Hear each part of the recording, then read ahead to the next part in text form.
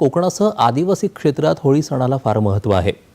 धुळे जिल्ह्यात सातपुड्याच्या पायथ्याशी तसंच महाराष्ट्र आणि मध्य प्रदेशाच्या सीमेवर असलेल्या नवागावात पारंपरिक पद्धतीने आज पहाटे पूजा करून होळीच्या सणाला सुरुवात झाली।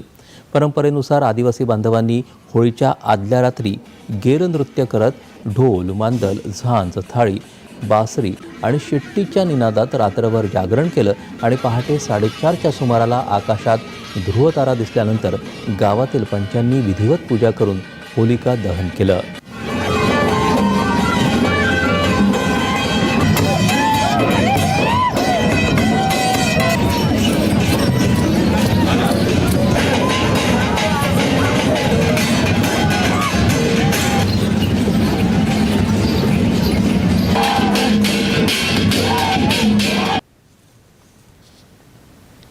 खानदेशातील सातपुडा परिसरातील मानाची होळी म्हणून नवागावची होळी प्रसिद्ध आहे। या होळी उत्सवासाठी राज्यात कामासाठी स्थलांतरित झालेले आदिवासी बांधव तसंच मध्य प्रदेशातील खरगोन, बडवानी, सेंधवा आणि परिसरातील आदिवासी बांधव मोठ्या प्रमाणात नवागावात दाखल झाले आहेत। विविध पारंपरिक वेशभूषा करून हे आदिवासी बांधव हातात शस्त्र घेऊन वाद्यांच्या तालावर ठेका धरून होळीच्या भोवती नृत्य करतात। होळी पेटल्यावर होळीतील बांबू हा जमिनीवर टेकून न देण्याची इथं परंपरा आहे।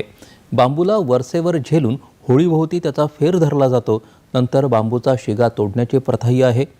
या होलिका दहनासह 5 दिवस सुरू असलेला होलिका उत्सवाचा समारोप उद्या धुळवडीनं होणार आहे। तारखेप्रमाणे 1 दिवसा अगोदर आमची होळी असते आणि त्याच्यात सगळे आमचे आदिवासी बांधव वेशभूषा करून